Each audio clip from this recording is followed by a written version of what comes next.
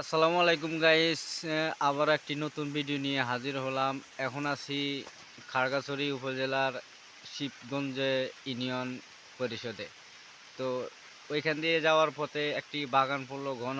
আর এখন আজকে বাংলাদেশে বৃষ্টি হইতেছে, প্রচুর বৃষ্টি হয় না, আস্তে আস্তে বৃষ্টি হইতেছে। যে বৃষ্টি হলে খুব ভালো লাগে, আর বৃষ্টি হওয়া দরকার। ইদানিং অনেক গরম পড়ছে। তো আমরা এখন আছি বাগানের ভিতরে। তো আজকে আপনাদেরকে একটা জিনিস দেখাবো, গুইল সাপ। আমাদের গ্রামে খাগড়াছড়ি উপজেলার শিবগঞ্জের মধ্যে অনেকগুলা গ্রাম আছে, যেখান দিয়ে আপনার ছোট ছোট নদী আছে। নদী নদীগুলোর মধ্যে কচুরি ফেনা থাকে। তো কচুরি ফেনার ভিতরে কিন্তু আপনার গুই সাপ থাকে। তো আজকে আপনাদেরকে গুই সাপ দেখাবো। তারা কিন্তু এখন বৃষ্টি হইতেছে, এই বৃষ্টির মধ্যে আস্তে আস্তে একজন একজন করে খাবার সংগ্রহ করার জন্য উঠে আসবে।